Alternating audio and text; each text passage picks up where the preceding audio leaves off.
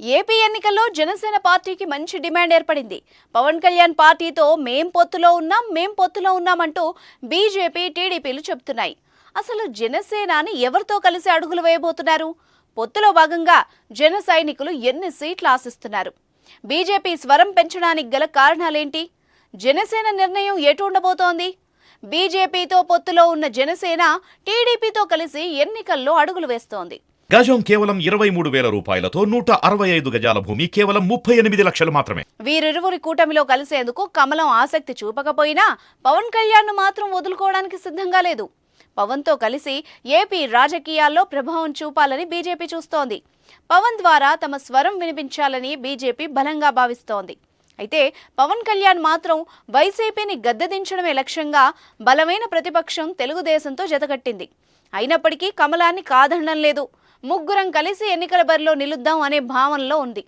ఒకవేళ బీజేపీ కలిసి రాని పక్షంలో టీడీపీతో అయినా జత కలిసి ఎన్నికల్లో విజయశంఖం పూరించాలని జనసేనాని పట్టుదలతో ఉన్నారు.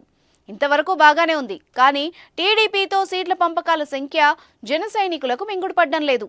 మూడో వంతు సీట్లైనా జనసేనకు ఇచ్చేందుకు సైకిల్ పార్టీ చొరవ చూపడం లేదు.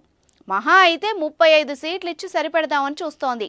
కానీ కనీసం 60 సీట్లైనా ఇవ్వకపోతే పొత్తు పెట్టుకోవడం ఎందుకని జన సైనికులు విమర్శిస్తున్నారు. ఈ విషయమై సీనియర్ హరిరామ జోగయ్య సంధించిన లేఖాస్త్రం రాజకీయాల్లో కాకరేపింది. దీనిపై హాట్ గా చర్చ నడుస్తోంది. పవన్ కళ్యాణ్ కూడా కనీసం మూడో వంతు సీట్లైనా కావాలని గతంలోనే చెప్పారు. అంటే 175 స్థానాల్లో 60 సీట్లైనా పోటీ చేయాలని జనసేన భావిస్తోంది. ఆ స్థాయిలో అభ్యర్థులు కూడా జనసేనలో రెడీగా ఉన్నారు. అయితే దీనిపై సైకిల్ పార్టీ నుంచి ఎటువంటి క్లారిటీ ఇంకా రాలేదు. ఇదే అదనుగా బీజేపీ లైమ్ లైట్లోకి వచ్చింది. పవన్ కళ్యాణ్కు బీజేపీ నుండి హింట్ వచ్చింది. మేము ఇంకా జనసేనతోనే పొత్తులో ఉన్నామంటూ ఆ పార్టీ స్టేట్ చీఫ్ పురంధరేశ్వరి అన్నారు. పవన్ కళ్యాణ్ను మేము వదులుకోవడానికి సిద్ధంగా లేమన్నారు. బీజేపీతో జనసేన కలిసి నడిస్తే పొత్తులో సగానికి పైగా సీట్లు వచ్చే ఛాన్స్ ఉంది. ఏపీలో బీజేపీ నేతలు తక్కువ సంఖ్యలో ఉన్నారు. బీజేపీ కంటే జనసేన బలంగా ఉంది గనక. అయితే ఇటువంటి ఆఫర్కు పవన్ కళ్యాణ్ ఏ మేరకు యాక్సెప్ట్ చేస్తారనేది $1 మిలియన్ ప్రశ్న. గత అనుభవాల దృష్ట్యా టీడీపీ వంటి బలమైన పార్టీతో కలిసి ఎన్నికలకు వెళ్తే వైసీపీని ఓడించేందుకు ఛాన్స్ ఉంటుంది.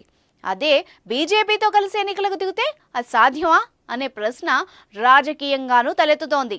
అయితే బీజేపీతో కలిసి ఎన్నికలకు దిగితే జనసేనలో ఉన్న చాలా మంది బలమైన నేతలకు ఎన్నికల్లో పోటీ చేసేందుకు ఛాన్స్ ఉంటుంది. మరోపక్క ప్రజల్లో జనసేనకున్న బలమేంటో కూడా క్లియర్గా తెలుస్తుంది. 5 ఏళ్లుగా వైసీపీ పాలనపై ప్రజల పక్షాన అలుపెరగని పోరాటం చేస్తున్న పవన్ కళ్యాణ్ పార్టీకి ప్రజలు పట్టం కట్టే ఛాన్స్ కూడా ఉందన్న ఆలోచన కూడా ఉంది. తక్కువ సీట్లతో టీడీపీ పొత్తుతో ఎన్నికలకు దిగుదామా, లేకపోతే బీజేపీతో ఎక్కువ సీట్లతో ఎన్నికల్లో దిగి పూర్తి స్థాయిలో పోరాటం చేద్దామా అనే మీమాంసలో జనసేన పార్టీ తలమునకలైనట్టు తెలుస్తోంది. చూద్దాం దీనిపై త్వరలో ఎటువంటి క్లారిటీ వస్తుందో. ఏది ఏమైనా వచ్చే ఎన్నికల్లో జనసేన సత్తా ఏంటో పూర్తి స్థాయిలో తేల్చుకునే పరిస్థితి మాత్రం రాబోతోందనేది స్పష్టం.